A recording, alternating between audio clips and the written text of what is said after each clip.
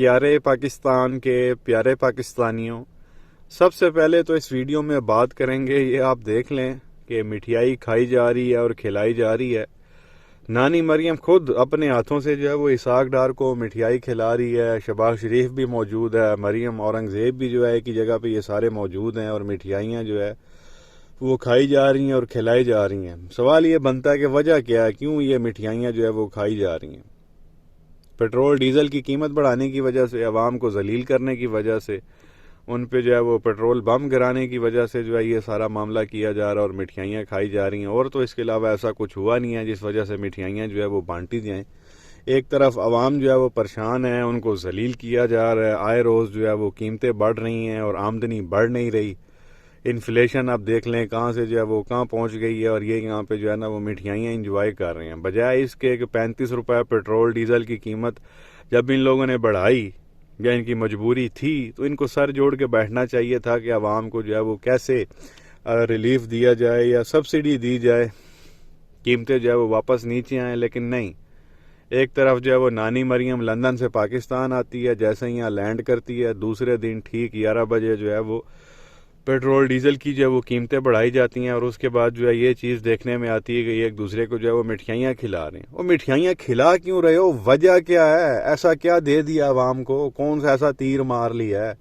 کون سا ایسا قلعہ فتح کر لیا ہے؟ اور ایک تو مطلب آپ یہ دیکھیں کہ بے شرمی ان لوگوں کی، بھئی ایک تو حرکتیں اس طرح کی، فیصلے اس طرح کے، اوپر سے چلو مٹھائیاں تم لوگوں نے کھانی ہیں یا کھلانی ہیں تو اس کی ویڈیو بنانے کی، یہ تصویریں اتارنے کی تم لوگوں کو کیا ضرورت ہے، اور پھر سوشل میڈیا پہ ڈالنے کی کیا ضرورت ہے؟ عوام کے جو ہے وہ زخموں پہ آپ لوگ نمک لگا رہے ہو اس طرح کی حرکتیں کر کے، بجائے اس کے کہ سارے جو تم لوگ کٹھے ہوئے وہ سر جوڑ کے بیٹھو اور عوام کے لیے جو ہے وہ کوئی ریلیف کے فیصلے کرو کہ کس طرح سے جو ہے وہ عوام کے لیے بہتر فیصلے کیے جا سکتے ہیں، ان کو ریلیف دیا جا سکتا ہے، اس کے اوپر بات کرو، کوئی قوم سے آ کے خطاب کرو۔ اب یہ اتنا جو ہے ان لوگوں نے پیٹرول ڈیزل ایک ہی ساتھ 35 روپے مہنگا کر دیا ہے، تو شہباز شریف کا کام بنتا تھا کہ یہ آتا میڈیا پہ کو قوم سے خطاب کرتا، ان کو بتاتا کہ کیا وجہ بنی اور آگے وہ کیا فیصلہ کرے گا جس سے عوام کو ریلیف ملے گا۔ نہیں، یہ بھائی صاحب یہاں پہ مٹھائیاں انجوائے کر رہے ہیں۔ عجیب ان لوگوں نے جو ہے وہ تماشا بنایا ہوا ہے، اتنا نان سیریس ایٹیٹیوڈ ہے۔ کیا حکمران اس طرح کے ہوتے ہیں؟ عوام بیچاری رل رہی ہے، ذلیل ہو رہی ہے، بیچارے لٹرلی جو ہے وہ لوگ جو ہے رو رہے ہیں باہر، ان کو سمجھ میں نہیں آ رہی کہ ہم گھر کیا لے کے جائیں۔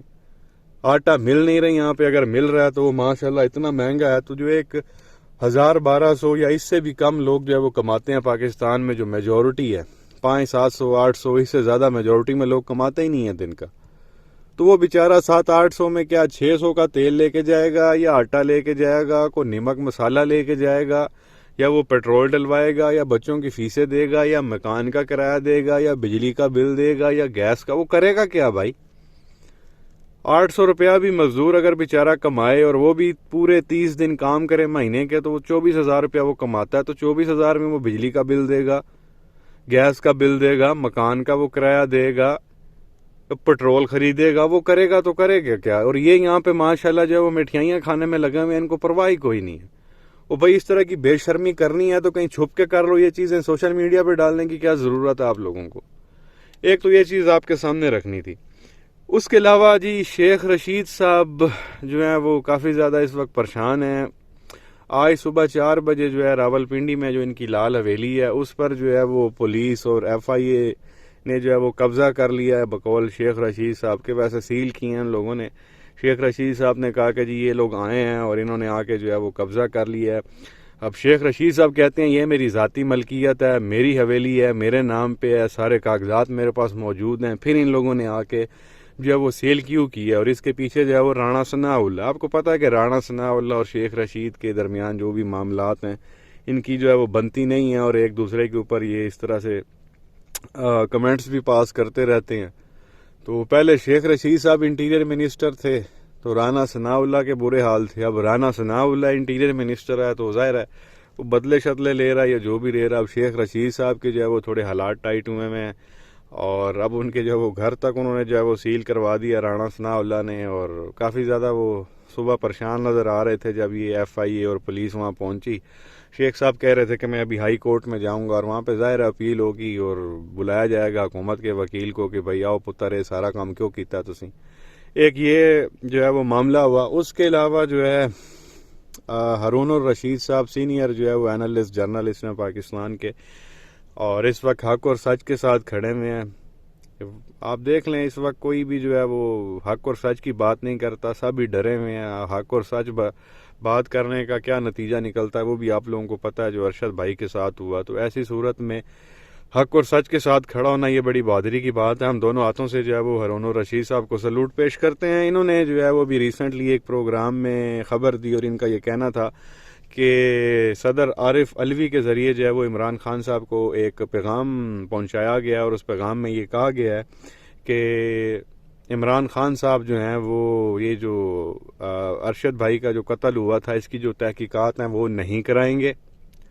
عمران خان جو ہے وہ جو امریکی یہ جو سائفر آیا تھا خط وہاں سے یہاں پہ, اس کی تحقیقات نہیں کرائیں گے کہ خط کیسے آیا, کس کے پاس آیا, اس کے بعد یہاں پہ کیا سارے ایکشنز لیے گئے, اس کی تحقیقات نہیں کرائیں گے. اور ساتھ نواز شریف کو بھی معاف کر دیں گے.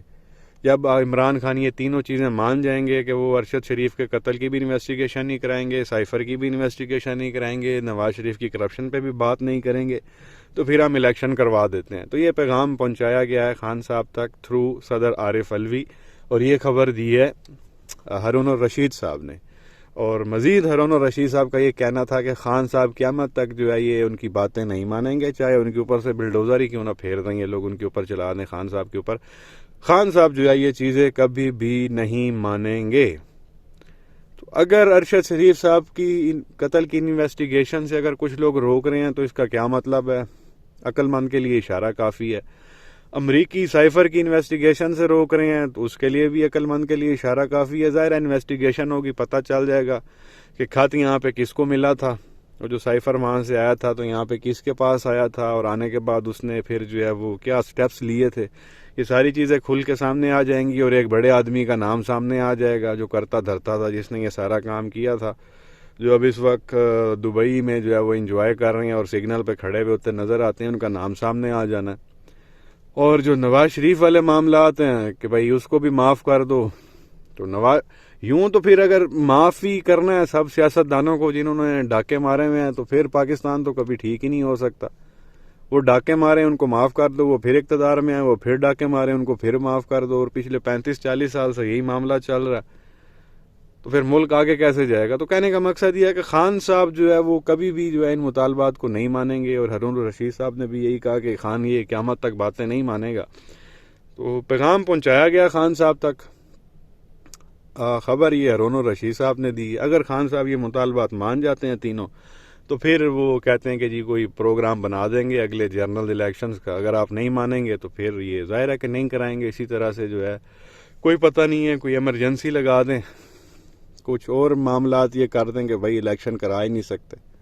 بہرحال یہ 3 چیزیں آپ کے سامنے رکھنی تھی اس ویڈیو میں. آپ کیا کہیں گے نیچے کمنٹ سیکشن میں اپنی رائے کا اظہار ضرور کریں. ویڈیو کو لائک کریں, چینل کو سبسکرائب کریں, بیل آئیکن پر کلک کریں. شکریہ.